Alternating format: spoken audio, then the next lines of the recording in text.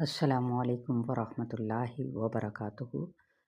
رب زدنی علما، پارہ نمبر 14 سورہ النحل آیت نمبر 80 سے۔ اعوذ باللہ من الشیطان الرجیم، بسم اللہ الرحمن الرحیم۔ واللہ جعل لکم من بیوتکم سکنا وجعل لکم من جلود الانعام بیوتا تستخفونها یوم ظعنکم ویوم اقامتکم ومن اصوافها وأوبارها وأشعارها أثاثا ومتاعا إلى حين۔ لفظی ترجمہ، واللہ اور اللہ نے جعل بنائے لکم تمہارے لیے من بیوتکم تمہارے گھروں سے سکنن سکونت کی جگہ، وجعل اور بنائے لکم تمہارے لیے من جلودی جیم لام دال کھالوں میں سے الانعامی مویشیوں کی، بیوتن گھر یعنی خیمے، تستخفونہا تم ہلکا پاتے ہو ان کو، یوم دن ظعنکم ذو عین نون اپنے سفر کے، ویوم اقامتکم اور اپنی اقامت کے دن، ومن اصوافہا صاد واو فا اور ان کی اون میں سے، اور اوبارہا وبارا ان کی پشم میں سے، واشعارہا شین عین را اور ان کے بالوں سے، اثاثاً حمزہ ثا ثا سامان، ومتاعاً میم تا عین اور فائدے کی چیزیں، الی حین ایک وقت تک۔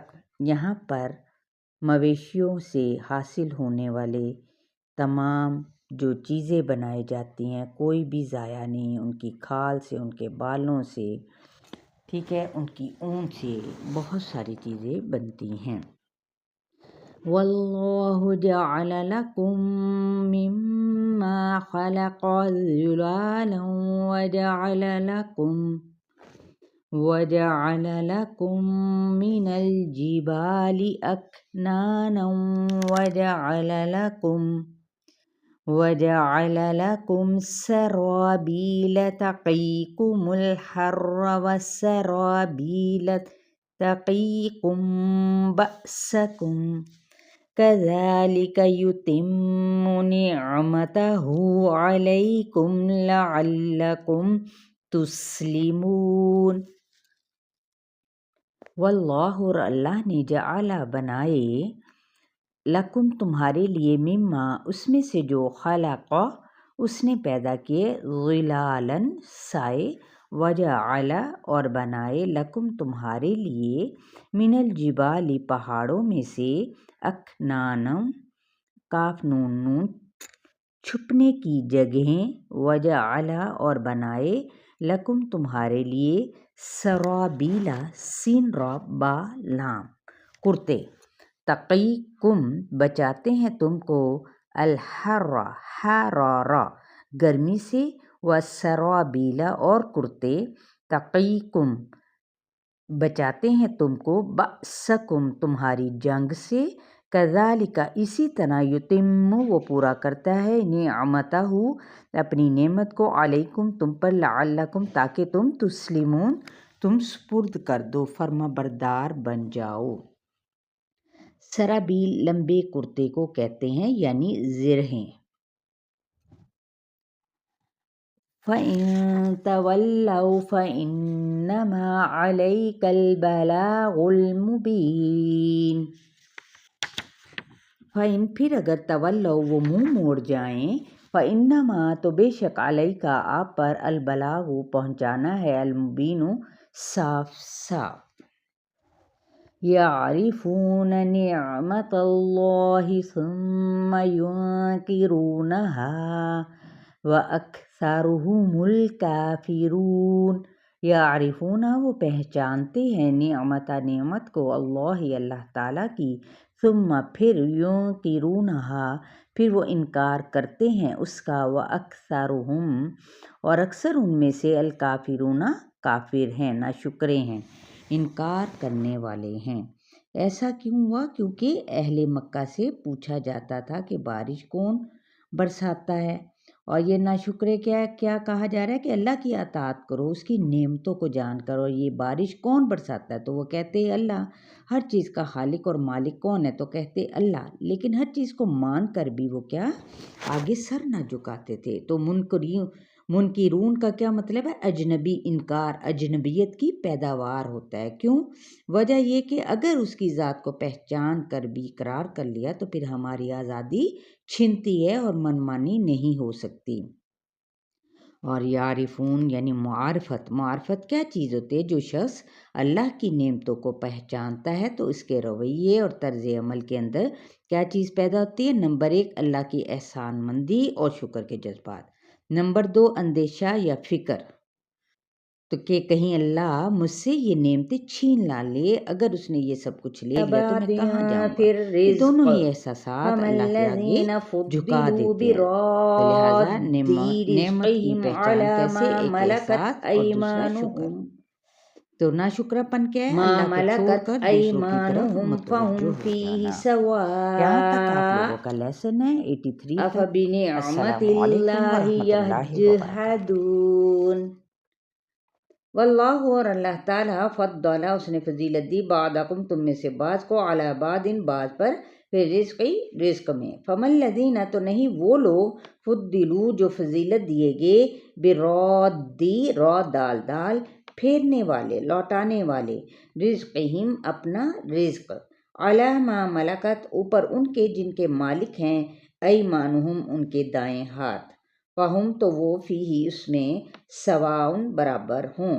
افبنعمت اللہ نون عین میم کیا بھلا اللہ کی نعمت کا یجحدون جیم ہا دال وہ انکار کرتے ہیں۔ اب دیکھیں آگے کیا ہے کہ وہ انکار وہ منکر کیوں ہوتا ہے۔ اس سے پہلے ہم مزید جانیں گے کہ سورہ نحل میں توحید کے دلائل میں سب سے پہلے نفس کی نشانی اور پیدائش پر توجہ دی، پھر آفاق کی نشانیاں، پھر دوبارہ خارجی نفس کی طرف متوجہ کرنے کے بعد یہ مثال کہ اللہ ایک انسان کو پیدا کرتا ہے، پہلے وہ بچے کی شکل میں، اس کے بعد وہ خوراک کھاتا ہے، قد بھرتا ہے، عقل اور علم میں اضافہ، پھر مخصوص وقت تک سب کچھ سیکھ جاتا ہے۔ وقت کے ساتھ ساتھ جب وہ بوڑھا ہونے لگتا ہے تو غذا کم، عقل میں بھی کمی، یادداشت میں کمزوری، برداشت میں کمی، حتیٰ کہ پہلی جیسی شکلیں بھی نہیں رہتی، تمام باتیں بھولنے لگتا ہے، اور اسی کو ارذل العمر کہتے ہیں۔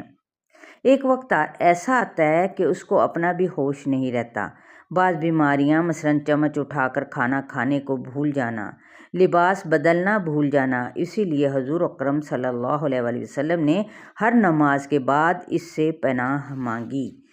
تو وہ دعائیں کون کون سی ہیں؟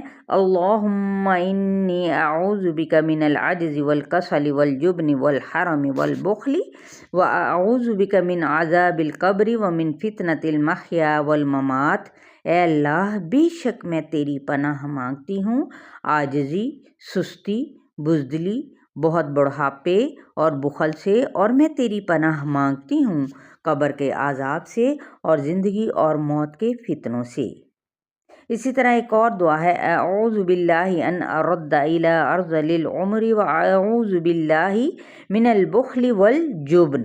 میں اللہ کی پناہ مانگتی ہوں اس سے کہ میں حقیر عمر کی طرف لوٹائی جاؤں، اور میں اللہ کی پناہ مانگتی ہوں بخل اور بزدلی سے۔